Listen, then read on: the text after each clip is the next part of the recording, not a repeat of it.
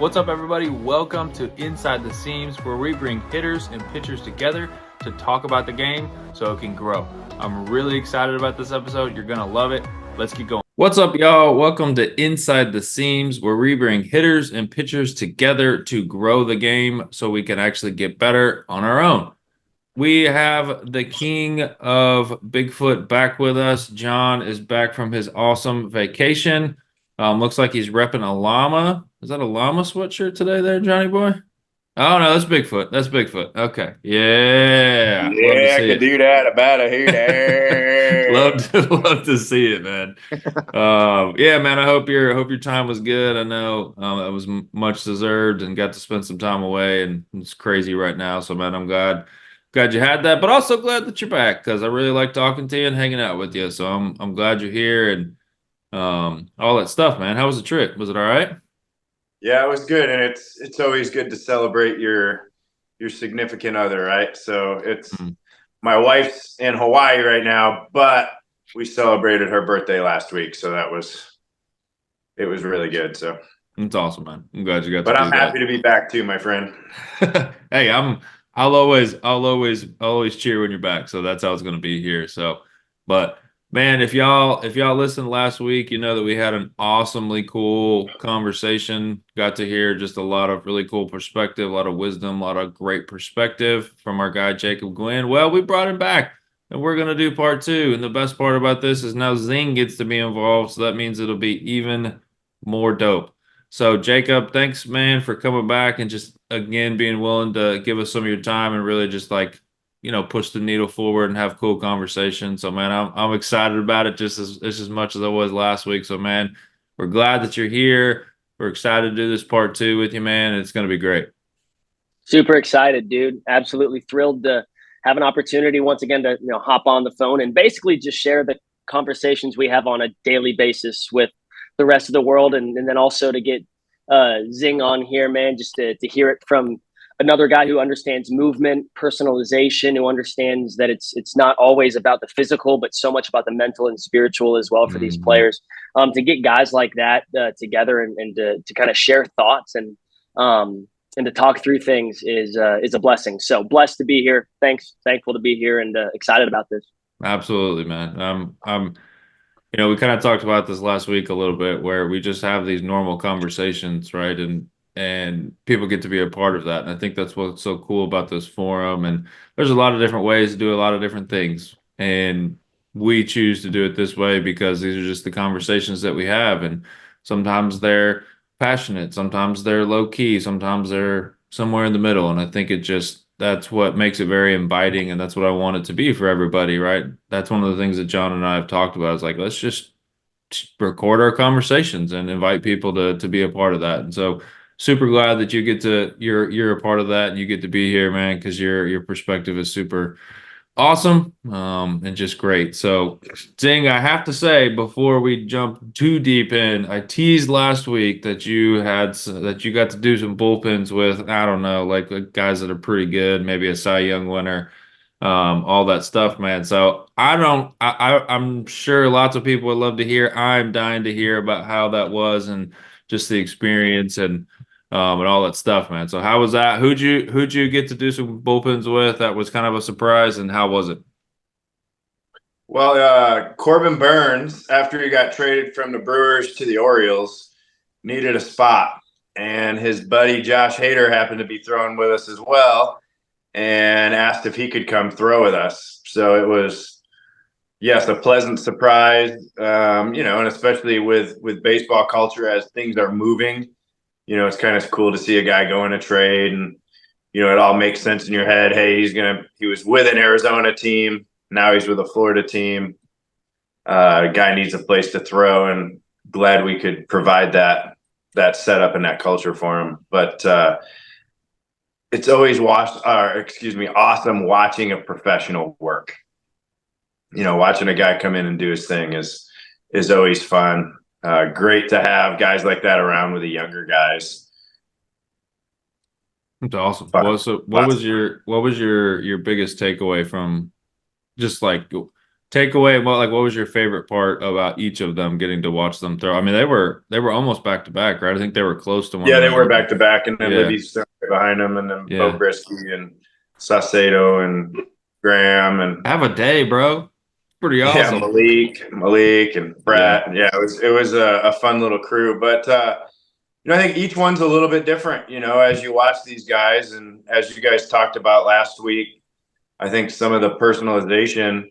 With young guys, it's teaching them kind of who they are.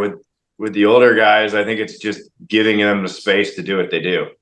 A lot of times it's like, hey, what kind of music do you like? What kind of warm up do you use? What kind of throwing do you like to do before you get on the hill? Do you want technology? Do you not want technology? Is there any angles you like? All that kind of stuff.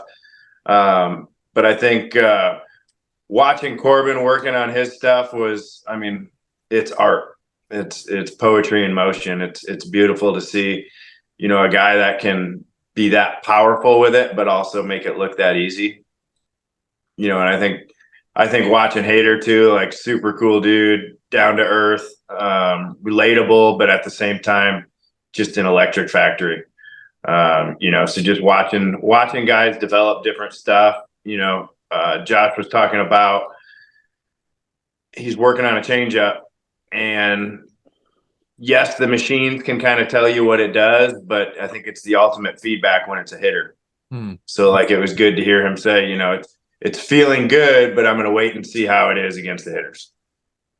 And I think that's wisdom, a guy that's been there and done that. But also I've seen a lot of young guys get lost with the technology, trying to beat a machine, whether it's the TrackMan or Rapsodo, versus I think at the end of the day, we need that reminder that it's baseball. And as a pitcher, my goal is getting outs, not throwing the perfect pitch. Or, I mean, does the perfect pitch even exist?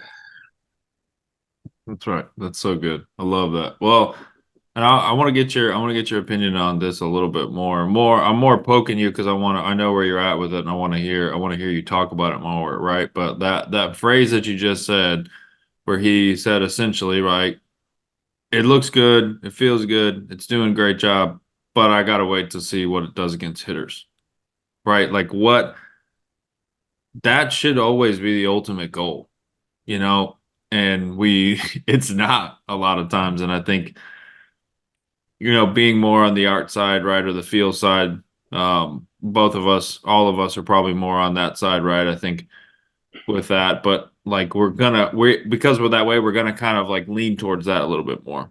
So why should that be the target for anything, right? Why should that be the target? Why does that have to be the target in your opinion? Like what he said. Well, that's great, but I got to see how it is with hitter. Jacob, I want to hear your opinion on that too after Zing kind of hits on it. Yeah. Well, I'd say too, like it kind of starts for me with movement too, where there's false moves sometimes. For example, as a pitcher, if you move backwards before you go forwards, or we can just kind of stick with that. But it's like a lot of times that false move leads us down a rabbit hole of searching versus, I think with the technology, a lot of times, especially with young guys that maybe have yet to figure out who they are, they're chasing this perfect pitch. Let's say it's 20 inches of hop on the fastball, or they're trying to get this perfect pitch with the slider that's 0-0, or whatever those numbers or metrics are that guys are chasing. And I think, it's refreshing to hear again from a guy who's at the top of his game, like the feedback that he's waiting for is with the bat. Like, yes, it looks good. He's checked the box. There's the variables, with a fastball and a changeup, there's usually some speed difference with a good pitch, right? There might be some depth. There might be some arm side. But I think ultimately the hitter is going to show you if it looks like the fastball versus I think video is pretty good, and obviously the Rapsodo or TrackMan's pretty good, but at the same time, nothing's like a high level hitter. The feedback that you're going to get. I love that. Well, Yeah, that's and why. then from the Yeah, hitting, No, Oh, go. I'm That's sorry. good. You want to respond? No, no, no, go. That's good. From a hitting standpoint, right? It's a healthy balance, right? I think that there's times when having those numbers and stuff can be very helpful, but the way that I'm kind of correlating it all, right, is like it's almost like machine work, right? Like, yes, machine work is incredibly valuable for hitters, in terms of like being able to see velo, move quickly, and all that stuff. And you can say like, yeah, I feel like I could adjust, I feel like I could have adjustability, but I'm not gonna really know until I actually like face a dude in game where he's sitting 92 to 95 and I'm able to actually stay behind and work through his slider on the outer third, right? Where it's not only about, oh, I feel really good in the cage, right? Yes, we want to do like we want to feel good, we want to be able to hit machine, but it has to be able to translate on field. And so it's kind of where my mind went when he was Hmm. talking about how like the elite of the elite guys, they don't necessarily let their bullpen, their cage work be the end all be all, right? Like they use that as an opportunity to continue to remind themselves who they are, remind themselves what they need to feel and what they need to do, to prepare to allow the athlete to be the athlete, right? Not to think, oh, I just did this in the cage in the pen, so booyah, like it's good, it's done, right? We try to do all that stuff so that when the lights turn on, to rock and roll. And then based on Hmm. performance in game, then we can kind of dictate how the direction we go after that. But yeah, Hmm. that was really good stuff, Zing. I think that's great, right? And I think like what people miss a lot of times, I think, and it's not intentional, but this from the swing standpoint, and Zing, I don't know how much of this is directly correlated, right? But so you got carte blanche to kind of like say whatever with this, but like from the swing, a lot of it's reaction, right? Like in the moment, in the milliseconds, in the short amount of time that you have to make these intake and then go from there and then react and yes, no, and okay, do I need to make any bodily adjustments and all of these things that are present with the difficulty of it. And, I feel like the difference between, say, an amateur or an amateur just being a non-pro is they directly correlate their success in the cage to their ability to be successful on the field. Then when you listen to people that are at the highest level, like when we were kind of pre-showing this and talking about like what we were going to talk about, Zing said something where I think it was Hader said, "I don't throw hard in my bullpens. I don't care about that." Um, not everybody's like that again, but for him, I think what I heard from that, and correct me if I misinterpreted Zing, but was I'm here to work and I don't need to do that at full effort. I don't need to do that at maxing out on my capacity. And I think that's where especially in the hitting world, that's where it's gone very awry because like last night, I'll give you an example. So one of my favorite guys that I have working on this, and he's got a routine that he kind of needs it to kind of like because everything's a possibility with him. So like he needs his routine to kind of like keep him centered a little bit because the star is the limit for him. And so we're going through this and he's doing really well and he's just moving really well and doing a lot of things really well. But we do this next part and then after he does this part, he starts to struggle because and I'm watching it and I'm seeing it and I'm just letting reps go by and reps go by and he's getting frustrated a little bit and then he's like, okay, like what do you see? I was like, man, I think that ruined you today because now you're equating this when I in this drill in this exercise I have to do this with my swing and so you are equating that to the whole part of your swing, not the part of the swing that it's working on. And I said, so what I see is you're taking away what you're best at to match up with a drill and a feel of hitting heavy balls, right?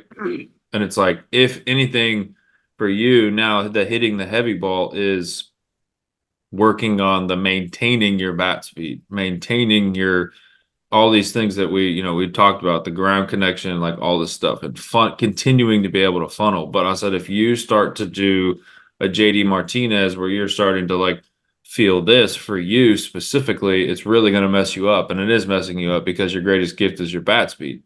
So I think a lot of times people forget that the goal is, if you're a pitcher, the goal, I'm going to see if it works against hitters, right? Or on the hitting side, it's like, I got to see if this plays. I got to see if this plays when I'm in a 2-2 count and this comes out. I got to see if this plays all these different things. I've got to see if the catcher can read me and then get me out, right? Because it's always a chess game. And I think the difference between elite performers and, other people are training to them is not about feeling good. And I think some guys need to feel better than others, which is okay.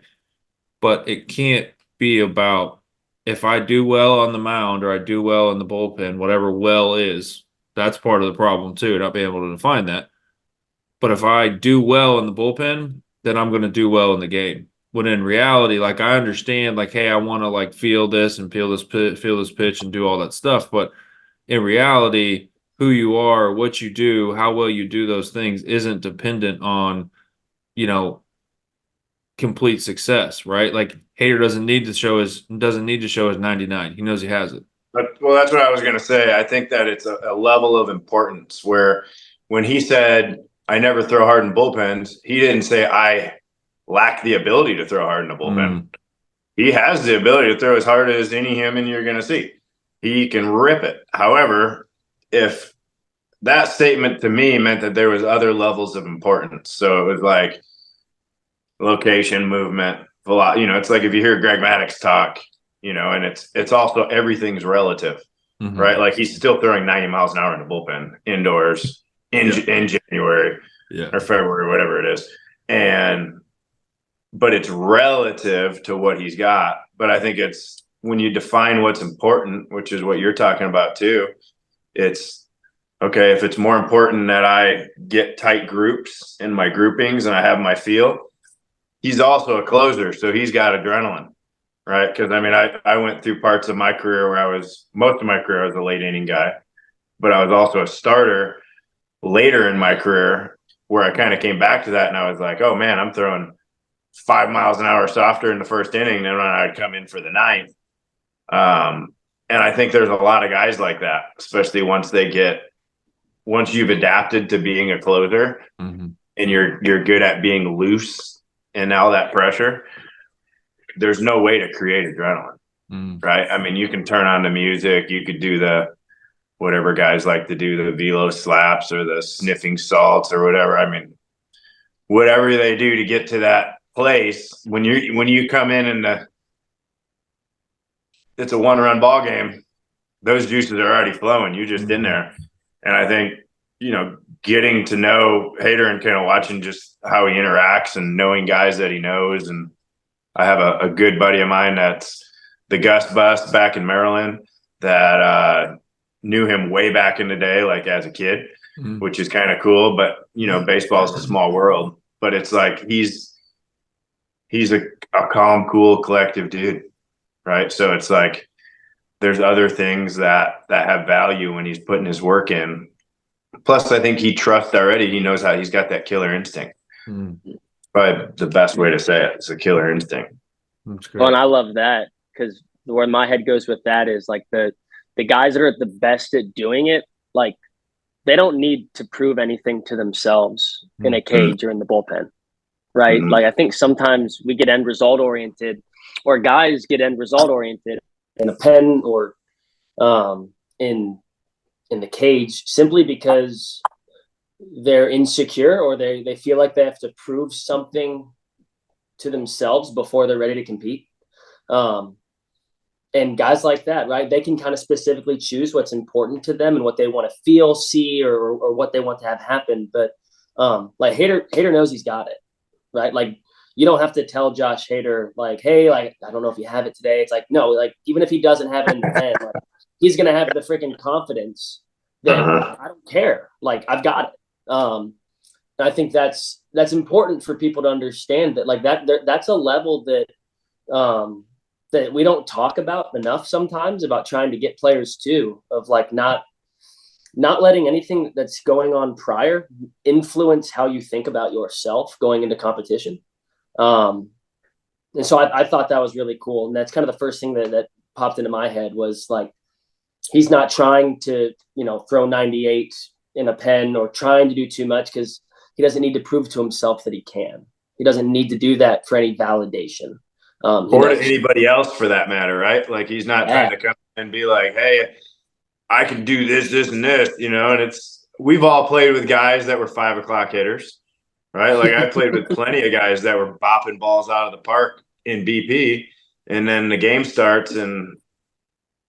But I think a lot of times too, it's because when you practice that attention or whatever is, it's difficult to say, hey, stay loose when that adrenaline spike comes and everything's, and I think versus being able to get really quiet and calm is that superpower.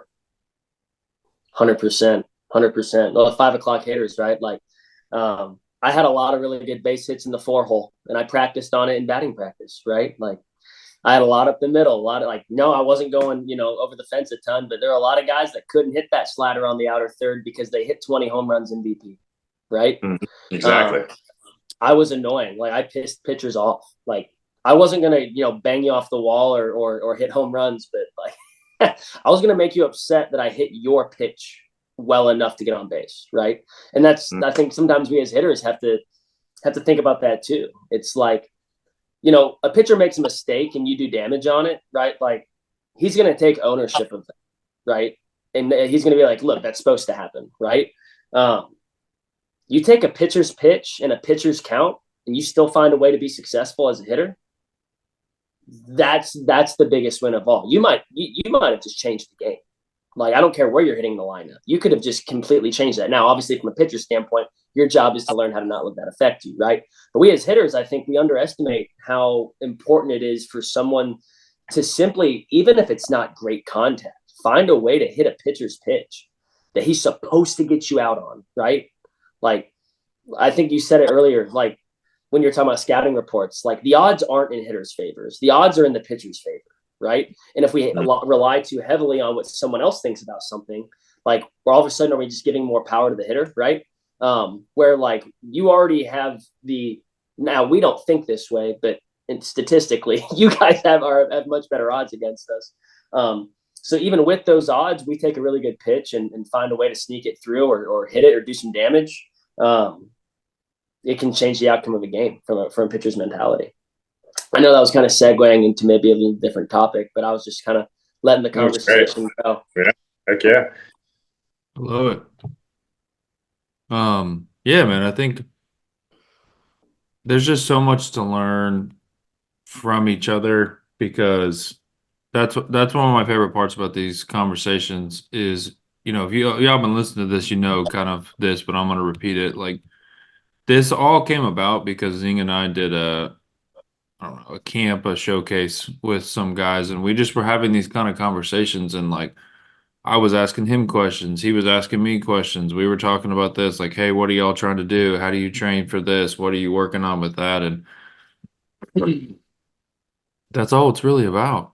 And then I went out to Arizona and hung out with him, and I watched how the catchers and pitchers and hitters all talked afterwards. And I'm listening. I'm asking like some of these guys. I'm like, hey, is it okay if I just like stand here and listen? I know this is kind of your own conversation, but like, are you cool if I like listen and just learn? And man, like, there's so much. Like, I remember there was a guy. Oh, I can't remember his name, the hitter, but he essentially was. I think he was talking to Bo, and he essentially was like, hey, if you'll do this a little bit longer, hold this a little bit longer, do this, whatever it was. He was like, nobody will hit it ever. Nobody will touch it. Like, I'll swing at it every single time. And it was like, I think it was Michael. I think it was Michael and Graham. Yeah, Michael and Graham. That's right. And like, the interaction between that was just so valuable. And I think like that's how we actually learn. I think too much it's become, because training is so specialized, like you have the pitching side and you have the hitting side. Then within the hitting side, you have all these 780 different subsects. And then on the pitching side, you have these, a bunch of subsects too. But it's like you have the data guys that are all data. Then you have this, and then you have the art guys, and then you have this. And it's like realistically, like that's why I think people like me, Jacob, John, like we don't talk to a ton of like random people about this, like the swing or baseball, because it's not a fun conversation to have because we're just going Well, in I think too, circles. so many people are so strongly opinionated too.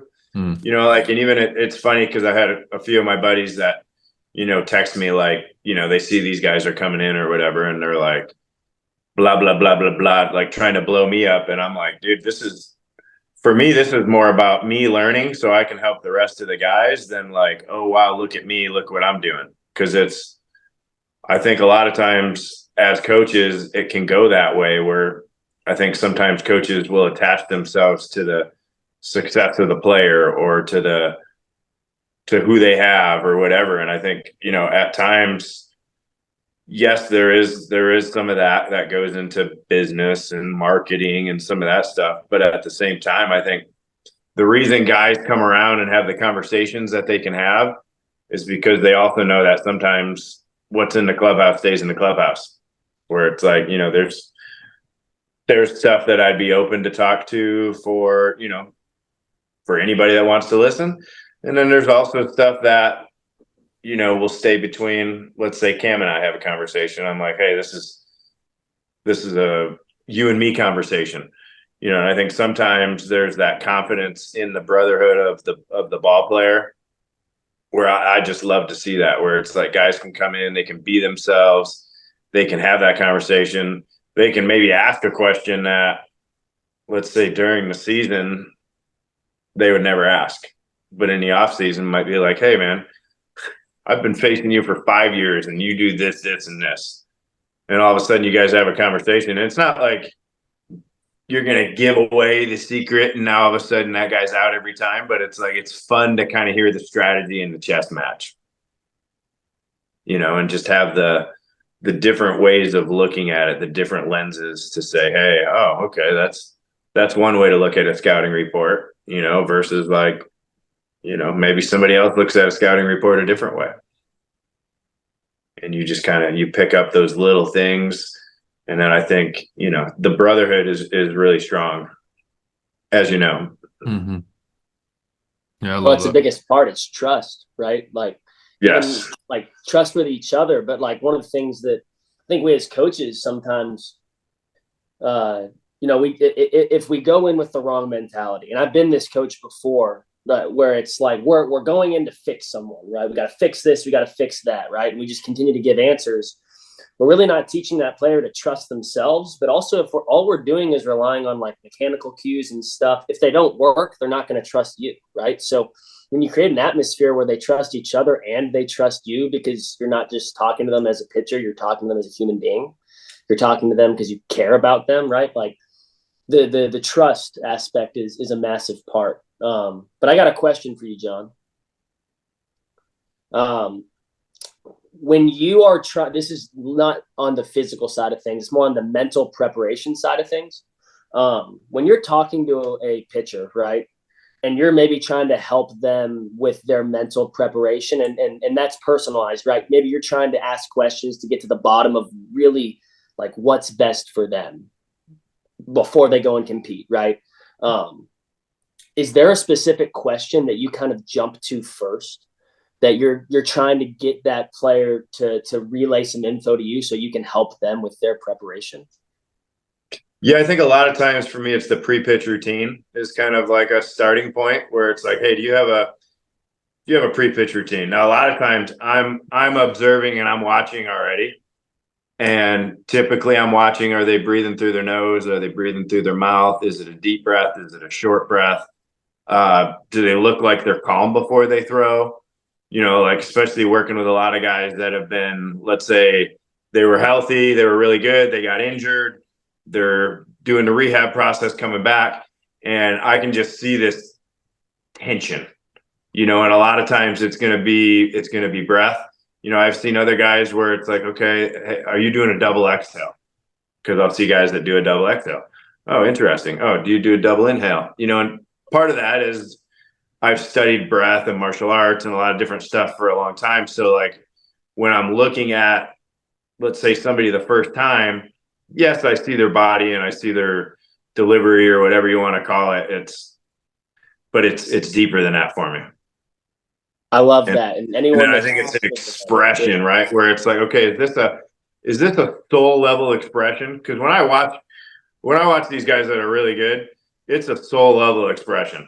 It is literally like bottling up everything that they are made of, and just for a 1 second you get to see it, and then they get it back, and it's like each pitch is a new game, and there's maybe a rhythm to it, or like a cycle, and then I see other guys that, let's say younger guys, that struggle and things snowball, and all of a sudden things speed up, versus I think a lot of times what I see in the high level guy is the ability to go from here to here, or to be, well, actually, they never even get to here, because it's like this is where they're at. This might be the situation. The situation goes like this, and they stay almost like that little level, right? Like it's like you're moving, the game's moving like this, but somehow the level in the middle just stays right there. And you can see that in guys. I love that. Well, and that's like good for anyone that's listening right now. It's like, how aware, hitter or pitcher, how aware are you about, how loose you are, or how aware are you about your breath? Are you actually like internally focused before you go to a physical cue or trying to fix something, right? Like, are you mentally and like your breath, are you in a position where you actually are ready to deliver, to produce? And I think that's so cool. How often do you have to remind guys of that in the pen when they're trying something new? Quite a bit, especially like young guys. And I'm thinking too, like just bouncing off what you said there, Jacob, but where I think too, especially with young guys, I'm coaching freshmen, and they walk up from the field or walk up from the classroom, and they're coming out, and it's like, well, hey, how was your day? Because if you think a kid's going to get in the cage or get in let's just say cage, they're hitting, because I'm dealing with that too. And let's say they had a terrible day. Girlfriend broke up with them, parents were fighting, whatever was going on at home. And you think they're going to just step in the cage and be loose? Now, for some guys, yes, it's their escape from their life. I've coached a lot of guys that rough upbringings, rough things. They get to the field, they have the ability to shut it off, right? And there's different guys that can cope with things different ways, right? But the guy that comes in and can shut it off, probably less concerned with, okay, he's good. But the other guy that's still got all these thoughts in his brain, you might notice we have a no cell phone policy, but still sometimes these kids, you'll see them over there and it's like, what are you checking right now? Right? Like something in here is not right where your feet are at. So like how can we get back to that point where it's like, okay, we're all in the same place right now. We're all here. Let's allow outside distractions to dissipate, and we're just going to see how present we can be for these next 2 hours.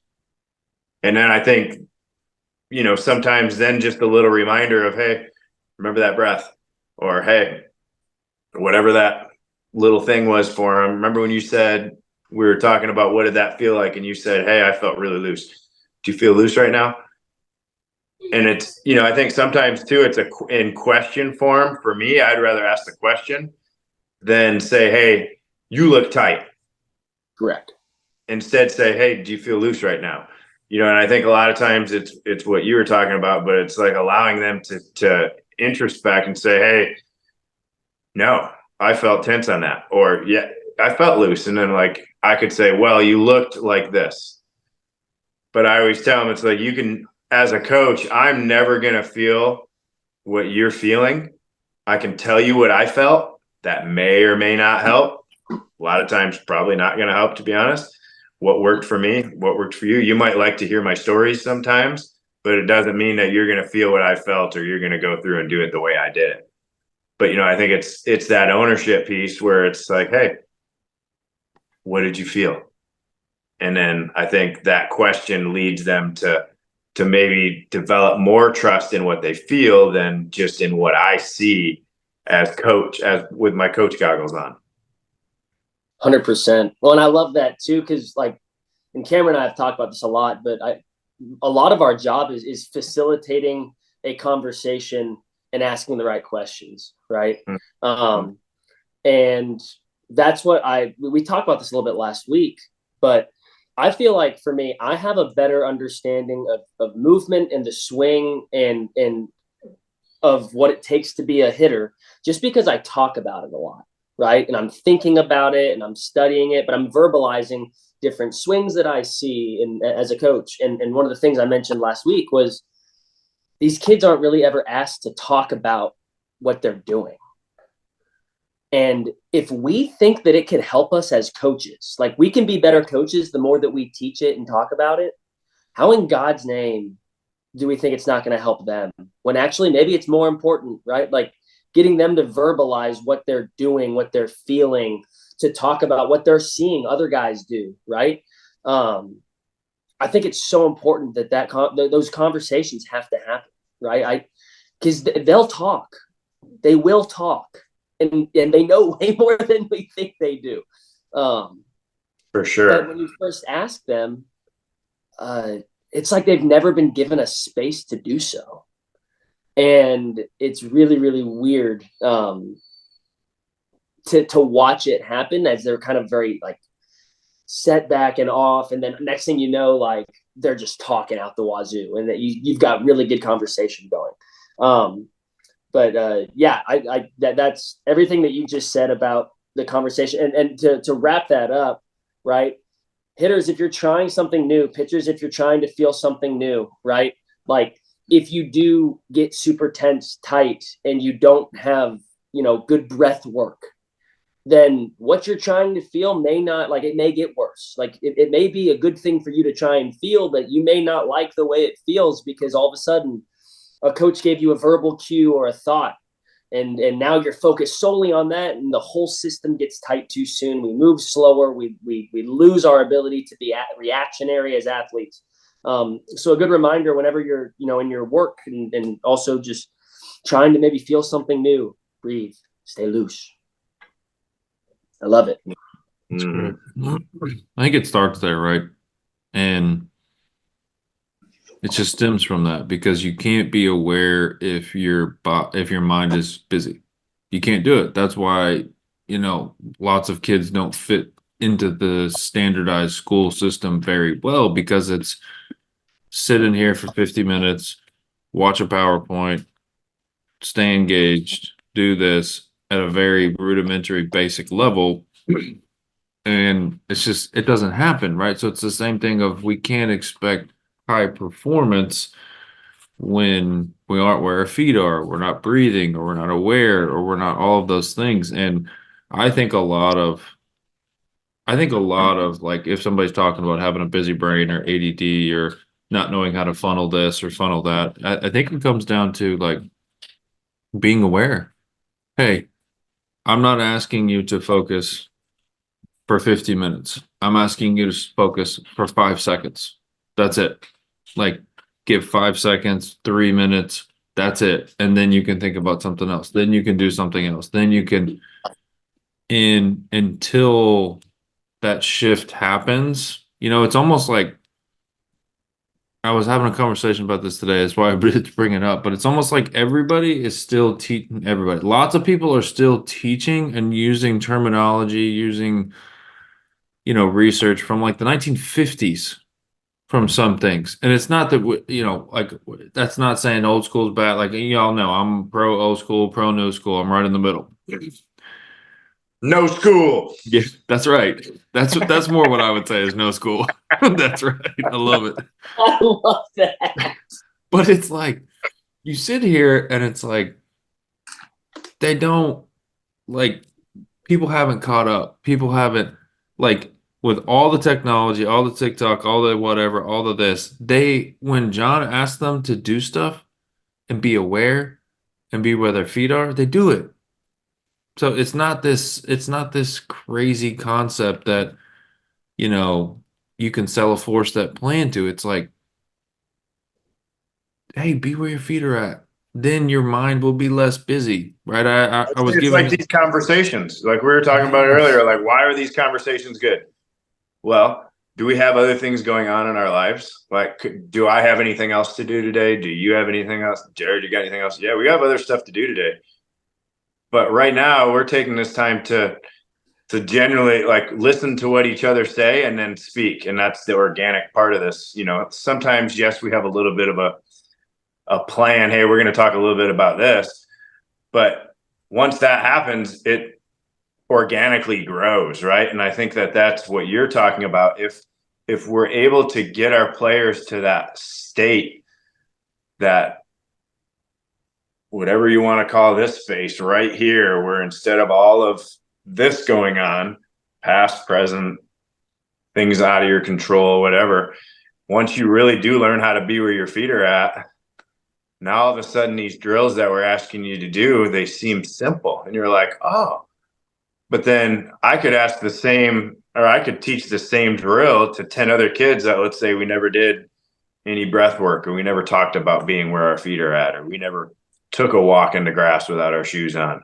or whatever it was. And yeah, we could throw the best drill in the whole wide world at them, and it's never going to actually stick. Versus if we can create that environment where it's like, okay, we've found this place, our coaches are present, so we're walking our talk, we're here for you, right? And now we're all here for each other. All of a sudden, that's when magic happens. I mean, that's when this kind of stuff happens.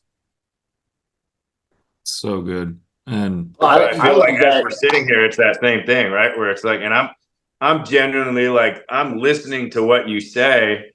It's not that I'm thinking about, hey, oh, I want to make sure I get my point across. We got to make sure we teach this today. And it's like, no, like what comes about with the game, that's where we need to learn, because mm, it's adapting. It's a process, but we're adapting. And yes, as coaches that have been doing this for 20 years, we understand that this is a bucket of all the stuff that we're going to face in baseball.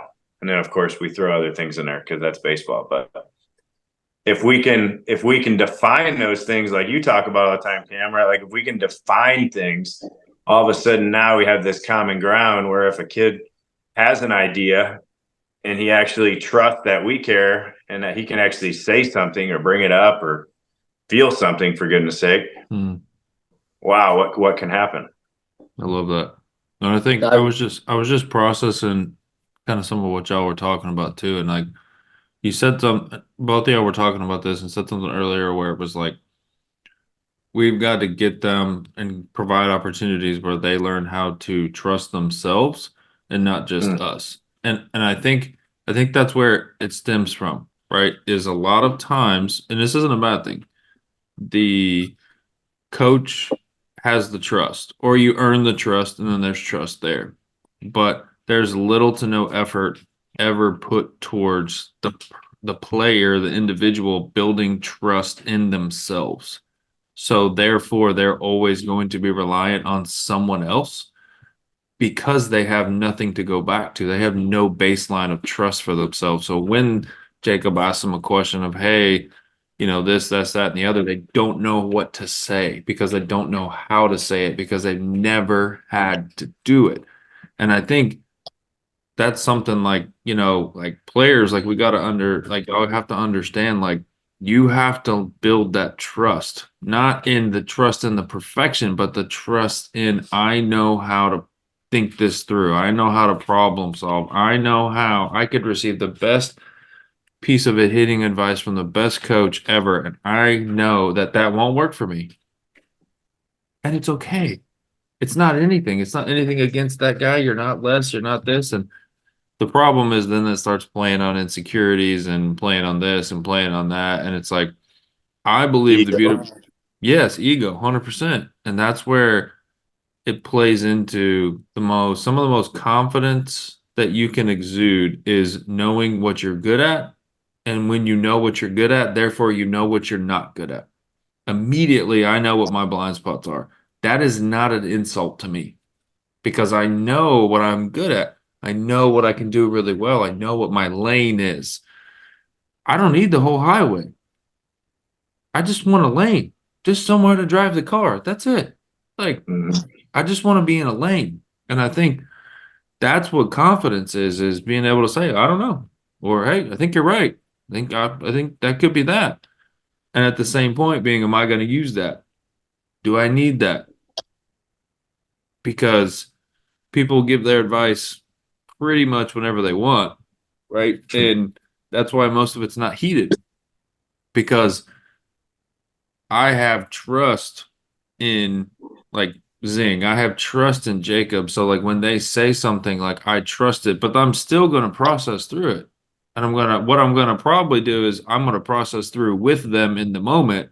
Hey, I'm thinking this, I'm working through this. Like, what are your, they say like, okay, so what I hear you saying is this. Okay, this is how this lands for me. Like, does that make sense? And it's not even necessarily, I'm not necessarily looking for their approval or to do what they're saying. It's more, hey, I trust you, so I trust you to help me stimulate my brain. And it's like, man, we start doing that, we start having those shifts, like it's completely different. But the like players, they don't have that trust because they've never been given opportunity to do it. And then we blame them. That is a friggin' hot button for me, and I will get going on that if I'm gonna kick stop myself right now. But it's like, that's not okay. That's a special kind of hypocrite. Hey, I'm never going to give you these opportunities. I'm never going to allow you to do it. I'm never going to do this, but then I'm going to point out what you don't have because you haven't been given the opportunity. I mean, like, dude, that's manipulation 401. Like, that's horrible. And that's where I love what we're talking about so much because, and I think that's where we have the breakthrough, like each of us individually with what we do is because it's the trust. It's like, look, stop looking at me. Like, I mean, if my guys look at me or my girls look at me, I'm like, "Dude, what the hell are you looking at me for?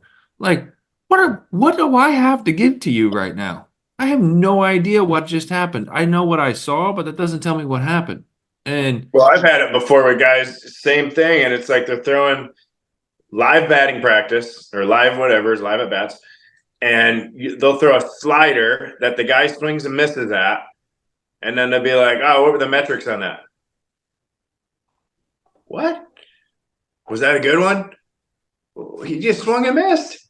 Seemed like it was a good one. No, you can use it as sure a little bit of validation or whatever, but I think typically, yeah, like let the game tell you. that's it. And I love the talk about being present with them. And I think that's for coaches too. It's like we need to also be present with them. We don't need to be focused on their past or future. And I think that, like, I'm not going to make this a big talking point. I just want to say how much I love that is where we're at, because most likely, if you're a coach and you're in that mindset of wanting to be very present with them and get to know them and be with them as humans, not machines, you've probably been down the other rabbit hole and you realized that ain't it. Right? Like there's a reason you're at where you're at now. And that's kind of the point I wanted to go on is it seems like so much of hitting instruction hasn't been instructing a person with a soul, with feelings, with moods, with like that is that operates in a different way than someone else, right? It's unique. We've been, coming to my cage, it's transactional, right? Like I'm going to give you this, you're going to feel this, here's what you should do. Oh, you're not feeling that. Well, did you do your homework? Oh, you didn't do your homework. Okay, well, then you can't see me anymore, right? Instead of being very present with them. And I think, honestly, the biggest lie that I think instruction sells, because this does sell, is, well, if you work with me every session, we should just always be going here. It's always up. We need to always be oh, it's like, no, that's so not this game. If there's any game that is so not true, right? It's like, no, like, yes, there's going to be some sessions where we're doing this, right? But like some of the sessions that are even more important is when that happens some, because that's going to happen in game. That's going to happen in a career. That might happen, in an at bat. It may happen in a stretch. It may be longer, right? Like we have to be able to to tell them it's okay. If we're here, how can we find the middle line? If we're here, how can we find that middle line? And so much of it has nothing to do with this big mechanical feel. Sometimes it can, but it's being present with them to get them back to where they need to be, right? And so that's one of the things that I've been honing in on with my guys. You know, they'll have a not so good session. They'll be like, "Oh, I suck." I'm like, "Oh, this is the game, right?" And they'll be like, "Well, what can I fix? What drill can you give me?" I'm like, "We're not Go home. we're not doing that. No, we're Go not. home. We're not. Yeah, we're not doing that. Talk to your girlfriend. Like, shut up. Like, don't think about it anymore. Like, shh. That's how you fix it. I love that. So, yeah, it's maybe golf's the other one, but It's facts. there's just not that many. It's and there's just such a beauty to what y'all are saying and what this conversation is, to where it's just like, man, like we're just missing it, and it's okay, right? And but like we always talk about, right? It always comes back to leadership. It always comes back to what are you modeling? It always comes back to whatever. And like I even remember when I went out to Arizona to the last time I went out there to see John, like my whole thing was I literally wanted to see him and watch him do what he does. Like because he's such a beautiful soul and I just wanted to watch him do what he does. He was right in the middle of everything he does and the special time. And I was like, that's all I want to do. And here's the cool thing, like there was nothing special about what I saw. And I saw a lot of pro guys. And then I saw a 9-year-old. And it's obviously a little bit different, a little bit, but it wasn't much. And it was just very genuine. It was very doing the best and that you could. And that was after weeks and weeks and weeks of 12, 13, 14-hour days for John, right? And I think that's where, and then inviting me into these conversations. Like I remember Taiwo, like I love that dude. He's awesome. Mm-hmm. And like, I saw something in his move, right? I'm sure like it's something else now at this point because he's so good and he's going to be really good. But I saw something and like we were just like watching. I was sitting in the barber chair that Zing used to have. It was freaking awesome. And so I saw something. I go to Zing. I said, "Hey, I see this. Is that something that y'all been working on? Is that something that whatever?" And he was like, "No, but I think you're right. Why don't you tell him?" I was like, "What are you talking about? Like, I'm not a, I'm not a pitching guy. What are you talking about? Like, no, like he doesn't know me from anything. Like, there's no trust." And he goes, "Hey, Tyler, Cam needs to tell you something." Like right then, right there. And like it was fine, right? And like it's crazy. Like once I wasn't right what I saw like connected to him, and he was the one to be able to do it. But like it helped, and it was just so cool to see. Like John was like, "I don't know, it doesn't matter. Who cares? It doesn't matter." Like I've been looking at it for this, and so the point being,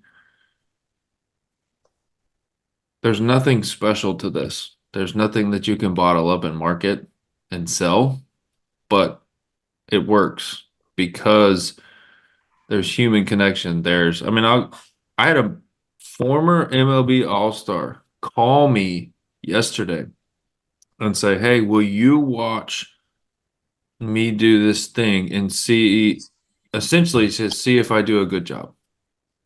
And he's older than me. He's obviously way more successful than me in a lot of areas. And I believe the only reason that conversation happened was because we have a relationship and we have friendship and we have trust. And he's talked about some stuff that is real and raw. And I've done the same thing. And because you look at it and just based on resume, like baseball or talking, like my opinion shouldn't matter one bit on anything.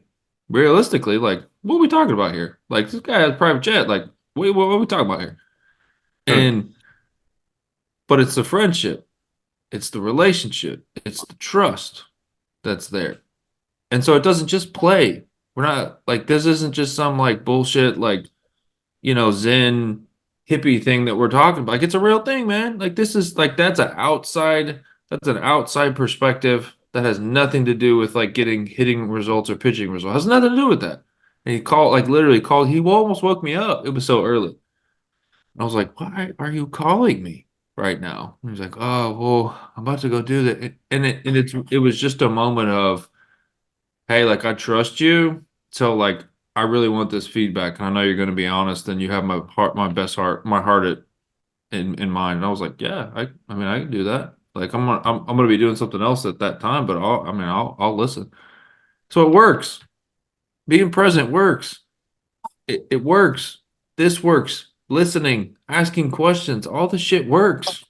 It's not it's not just some theory that you throw out there, you know? And I think that's where so many people miss it because you would go like if you would go and sit in John's bullpens, you would be underwhelmed because you would have some sort of expectation that John always talks about so well, like of what it's supposed to look like or what it's gonna be or what and you know what it's gonna be? It's gonna be two humans talking. That's it. That's it. There may be some water bags, and there may be this, and there may be not that, but and not like I don't know if Angels. I've like if I don't know if Angel Sanchez has ever used anything but a baseball ever. Maybe he does, right? But like he just picks up a baseball. He throws 98. Like it works. Pretty good, yeah. He's pretty good.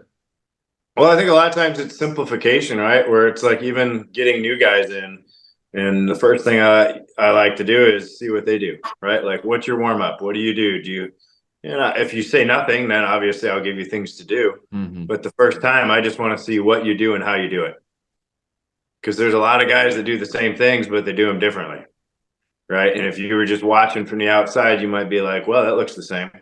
But if you knew, it's different, right? And I think that that's where a lot of times it's eliminating things that no longer serve you and simplifying your processes, right? Where if there's a magic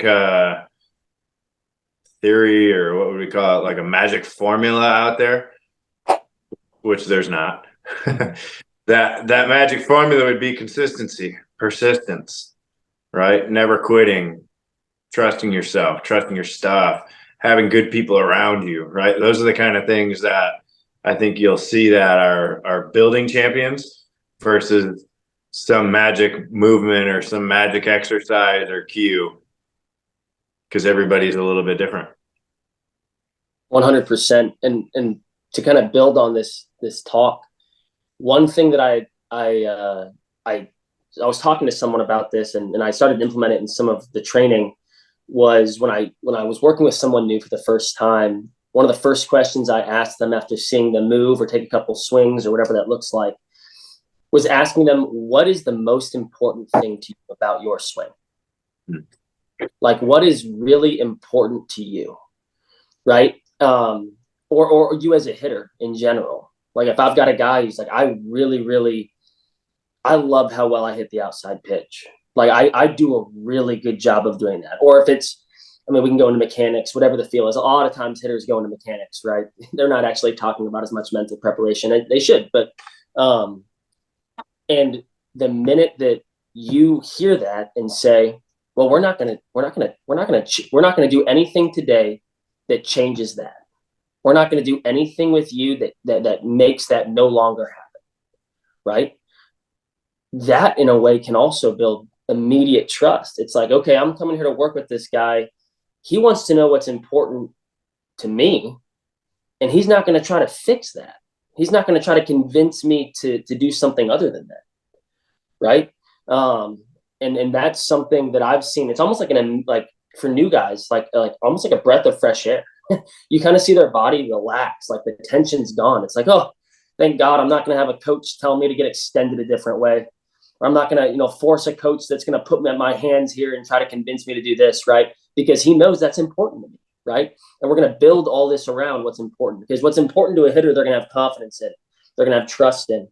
And so that's one thing that I've been implementing some and seen some pretty cool results. But kind of tags off what you said. It's like before I just jump in and start doing stuff, like I want to see how they go about their business. I want to see their routine, right? I had the opportunity when I was in college, Jake Arrieta and Zach Britton threw at our field in the off season.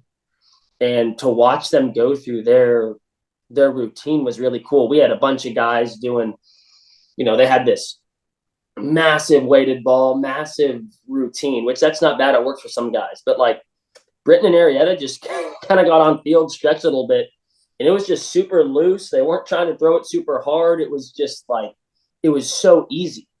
They weren't trying to do too much. It was almost like they were just playing catch to warm up. And seeing those elite guys, this was a year after the Cubs had won the World Series, and Britton had just signed his contract with the Yankees. And watching those guys go about their business, you could tell that they were so in tune with what they needed to do. There was nothing that was going to alter that. And I think that's because they've let themselves realize this is what works for me, right? Instead of a coach jumping in when they were younger saying, this is what you have to do. So that's really important. That's really cool to hear on the pitching side too. Same. I think that's why Zane gets the random people that drop in, right? I think that's why it happens that way, right? Because they know, like, hey, if I just want to throw a bullpen, I can just throw a bullpen. And I'm not gonna have all these like, hey, if you put your scapula here and did this with your lead leg and do all, Zane's just gonna be like, hey, do you want me to watch or do you just want to throw? Like I've heard him say that before. You want me to watch or you just want to throw? And like even the posturing of asking that question, right? People are just like, well, what do you mean? Like, like, yeah, do you want me to, watch or do you just want to throw?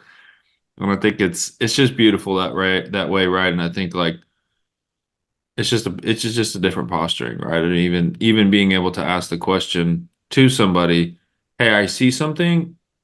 Would you like, can I bring it up now, or are you in the middle of something?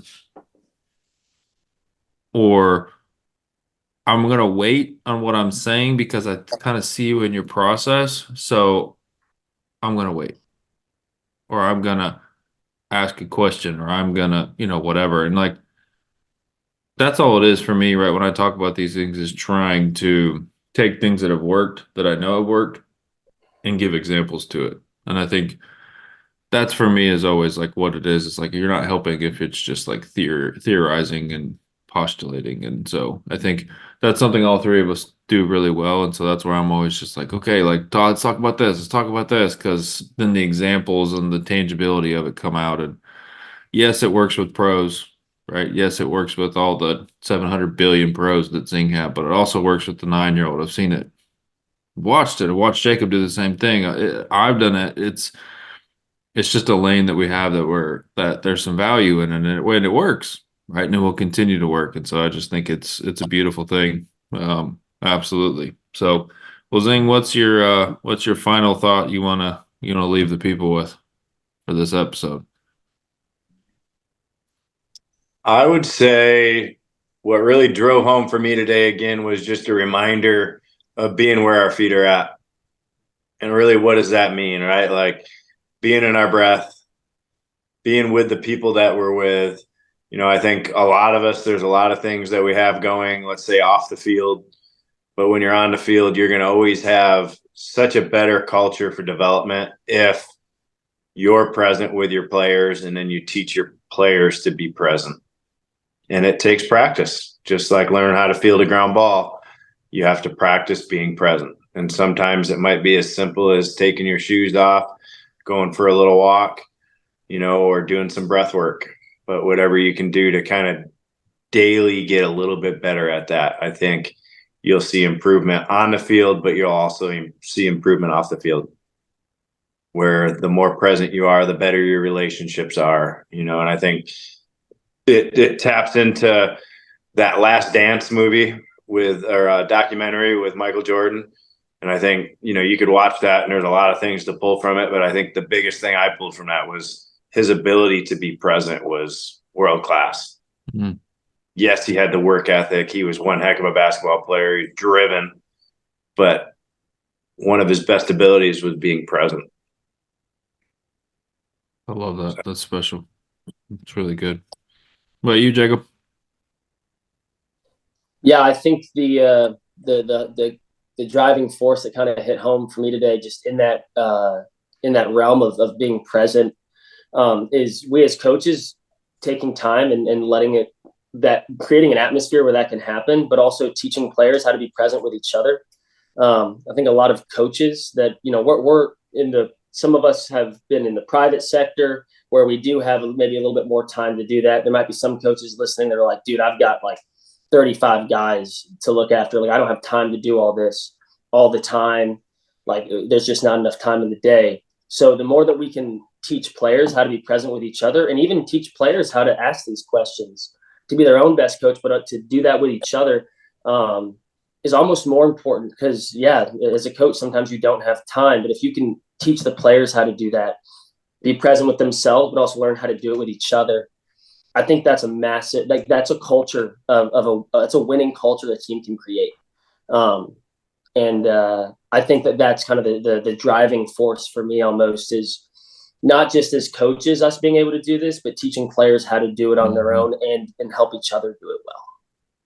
I love that. I think that's great. And I think for me, the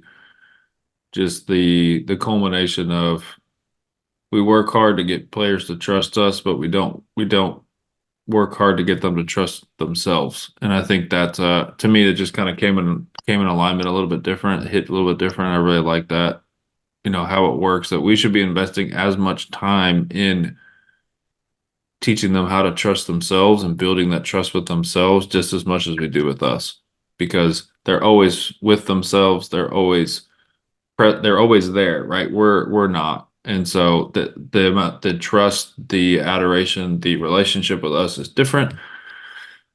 But if we don't teach them how to do it, they can't have these conversations. They can't feel confident to go talk to a coach. They can't do all of these things. And we can give them advice, but advice doesn't play most of the time.